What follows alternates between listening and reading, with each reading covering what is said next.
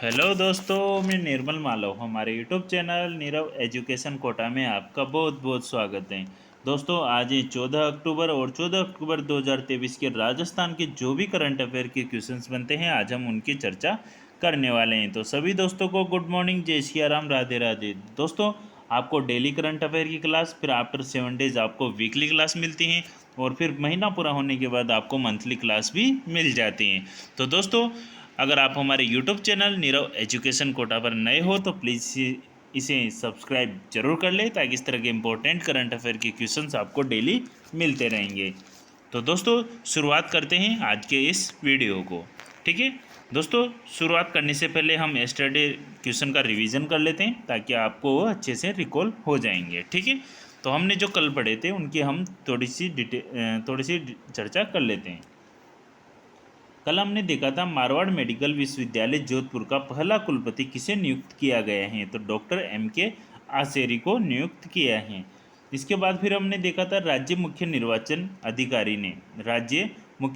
अधिकारी ने आदर्श आचार संहिता MCC के उल्लंघन पर प्रभावी कार्यवाही हेतु किस ऐप के प्रयोग को अनुमति प्रदान की है, तो विजिल ऐप को इन्होंने अनुमति प्रदान की है। ठीक है, फिर हमने देखा राज्य में पुरातात्विक संस्थानों के रखरखाव के लिए पुरातत्व और संग्रहालय विभाग ने किस संस्थान के साथ MOU पर हस्ताक्षर किया है, तो मालवीय राष्ट्रीय प्रौद्योगिकी संस्थान जो जयपुर में स्थित है। ठीक है, फिर हमने देखा राजस्थान कर्मचारी सेवा चयन बोर्ड के नए सदस्य के रूप में किसे नियुक्त किया गया है, तो डॉक्टर रिपुंजय सिंह और डॉक्टर सज्जन पोसवाल को नियुक्त किया है। ठीक है, फिर इसके बाद हमने देखा राज्य सरकार द्वारा युवाओं के बेहतर भविष्य के निर्माण के उद्देश्य से Nehru youth transit hostel and facilitation centre का शुभारंभ कहाँ किया गया, तो नई दिल्ली में किया गया। फिर हमने देखा हाल ही में भगवान श्री कृष्ण के अंगुली पर धारण किए गोवर्धन पर्वत की गन पाउडर से निर्मित 31 फीट ऊंची प्रतिमा का निर्माण किसने किया, तो राजेंद्र प्रजापति ने इसका निर्माण किया है। ठीक है, फिर नेक्स्ट हमने देखा अंत में लास्ट क्वेश्चन था कल का, हाल ही में खाजूवाला और छत्तरगढ़ तहसीलों को किस जिले में शामिल किया गया है, तो बीकानेर जिले में शामिल कर लिया गया है वापिस इनको। ठीक है,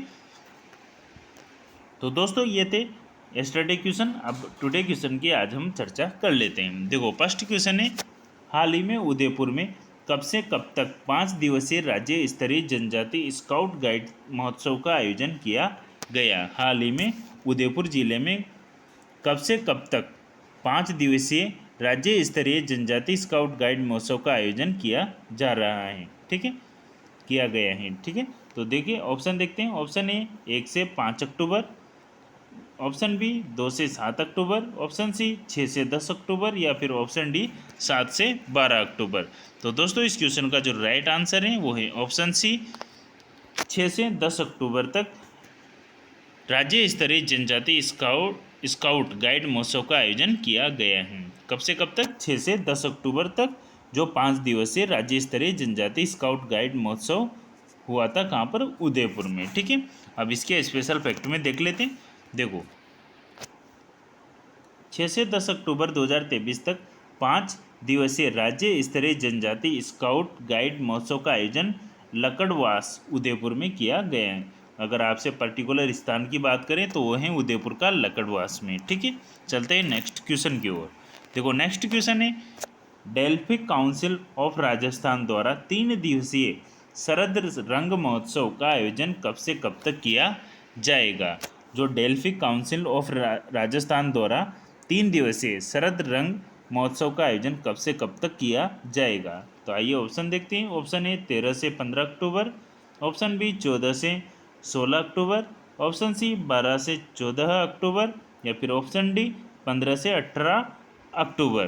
तो दोस्तों, इस क्वेश्चन का जो राइट आंसर है वो है ऑप्शन ए 13 से 15 अक्टूबर तक इसका आयोजन किया जाएगा। यानी कि आज 13 अक्टूबर आज से ये शुरू हो गया है। क्या? शरद रंग महोत्सव। ठीक है, अब इसके स्पेशल फैक्ट में देख लेते हैं। देखो, स्पेशल फैक्ट में है 13 अक्टूबर से 15 अक्टूबर 2023 तक डेल्फिक काउंसिल ऑफ राजस्थान द्वारा 3 दिवसीय शरद रंग महोत्सव का आयोजन जवाहर कला केंद्र जयपुर में किया जाएगा। यह कार्यक्रम उत्तर क्षेत्र सांस्कृतिक केंद्र पटियाला की सहभागिता और जवाहर कला केंद्र के सहयोग से इसका आयोजन किया जाएगा। दोस्तों, अगर हम जवाहर कला केंद्र की थोड़ी डिटेल से चर्चा करें तो जवाहर कला केंद्र ये कहाँ पर है? जयपुर में है। और जवाहर कला केंद्र का वास्तु कलाकार कौन है? चार्ल्स कोरिया ने 1986 में बनाया था तथा 1993 में ये बनकर तैयार हो गया था। ठीक है, तो आप ये भी जरूर ध्यान रखिए। ठीक है, चलते हैं नेक्स्ट क्वेश्चन की ओर। देखो, नेक्स्ट क्वेश्चन है इंपॉर्टेंट है, एग्जाम में बनने की संभावना है। हाल ही में डेजर्ट नेशनल पार्क जैसलमेर में राज्य सरकार ने गोडाउन क्लोजर के लिए कितने हेक्टेयर भूमि को वन विभाग को निःशुल्क आवंटित किए हैं? तो आइए ऑप्शन देखते हैं। Option A 5376 hectare, option B 4376 hectare, option C 8376 hectare या फिर ऑप्शन डी 7376 हेक्टेयर। तो दोस्तों, एग्जाम में इसी तरह के ऑप्शन आते हैं सेम डेटा के। ठीक है, तो दोस्तों इस क्वेश्चन का जो राइट आंसर है वो है ऑप्शन सी 8376 हेक्टेयर भूमि निःशुल्क आवंटित की हैं। ठीक है, अब चलते हैं इसके स्पेशल फैक्ट में देख लेते हैं। देखो, स्पेशल फैक्ट में है डेजर्ट नेशनल पार्क में गोडाउन क्लोजर से सटी हुई करीब 8376 हेक्टेयर भूमि को राज्य सरकार ने वन विभाग को निःशुल्क आवंटित की हैं। ठीक है, इससे राज्य पक्षी गोडाउन के ब्रीडिंग सीजन में संरक्षण के लिए ग्रासलैंड विकसित करने तथा नए बाड़े बनाने में निश्चित रूप से मदद मिलेगी। ठीक है, चलते हैं नेक्स्ट क्वेश्चन की ओर। देखो, नेक्स्ट क्वेश्चन है इंपॉर्टेंट है। देखो, हाल ही में निर्वाचन आयोग ने विधानसभा आम चुनाव 2023 में पहली बार अनिवार्य सेवाओं की कैटेगरी में किसे शामिल किया है? हाल ही में निर्वाचन आयोग ने विधानसभा आम चुनाव 2023 में पहली बार अनिवार्य सेवाओं की कैटेगरी में किसे शामिल किया है? तो आइए ऑप्शन देखते हैं। ऑप्शन ए सेवानिवृत्त कर्मचारी, ऑप्शन बी अधिकृत पत्रकार, ऑप्शन सी पुलिस कर्मचारी या फिर ऑप्शन डी उपरोक्त सभी। तो दोस्तों, इस क्वेश्चन का जो राइट आंसर है वो है ऑप्शन बी अधिकृत पत्रकार यानी कि मीडिया रिपोर्टर। इनको अब इस कैटेगरी में शामिल कर लिया गया है। ठीक है, अब देखते हैं इसके स्पेशल फैक्ट में।